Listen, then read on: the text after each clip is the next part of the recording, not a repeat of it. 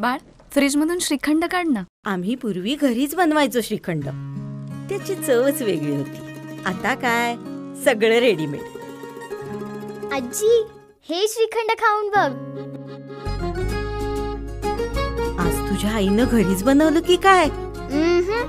हे आहे गोकुळचं श्रीखंड. अगदी जिभेवर रेंगाळणारं. जिभेवरच नाही तर मनावरही रेंगाळणार. गोकुळ श्रीखंड, मनावर रेंगाळणार.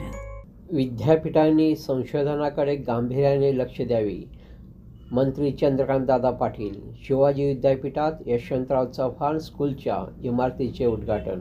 विद्यापीठाने आता संशोधनाकडे गांभीर्यपूर्ण लक्ष देणे आवश्यक असून त्यासाठी त्यांना सर्वतोपरी सहकार्य करण्याची शासनाची भूमिका आहे, असे प्रतिपादन महाराष्ट्राचे उच्च व तंत्रशिक्षण मंत्री चंद्रकांतदादा पाटील यांनी केले.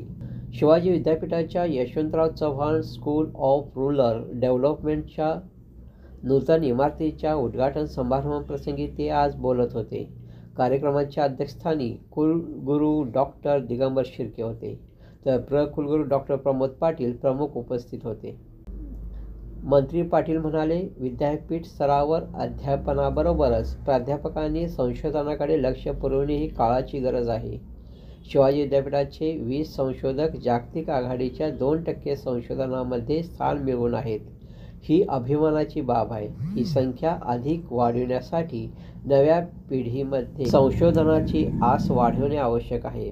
तसेच Yashwantrao Chavan school of rural डेव्हलपमेंटच्या विस्तारित वृद्धीसाठी विद्यापीठाकडून वाढीव मजल्याचा प्रस्ताव प्राप्त झाला असून तो मंजूर करण्याच्या बाबतीत आपण सकारात्मक असल्याचेही मंत्री पाटील यांनी यावेळी सांगितले.